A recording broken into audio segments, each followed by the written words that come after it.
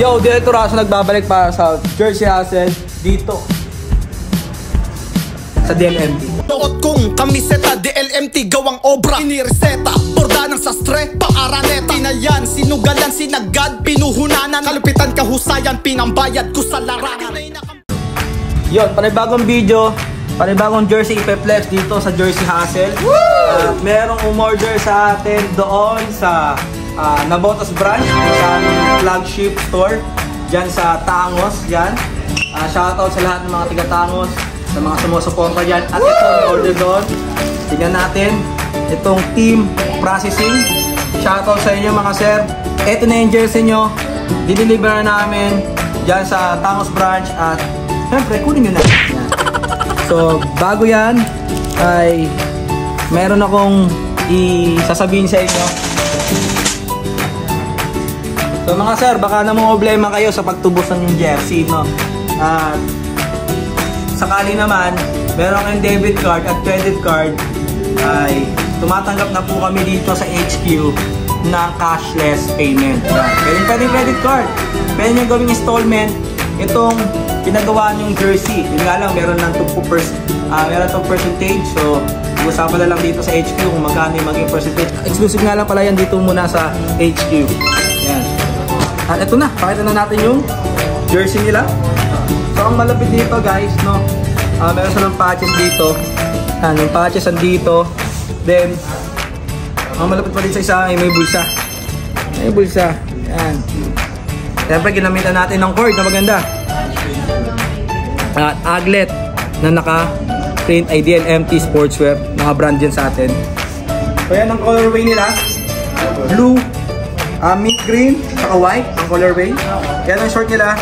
Wala silang number dito, ginawa lang minimal at yung number nandito sa bewang. Ito. Tinamitan natin sila ng tela ng premium Polydex. So napakaganda ng kanilang colorway. Nag-rhyme talaga siya.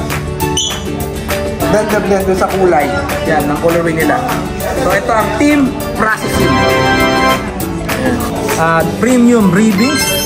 So makikita nyo naman yung tahi namin guys, no? So yan, tahi namin, napakalupit at napakalinis. So NBA cut, Nike cut, NBA Nike cut, yung tumatanggap kami yan.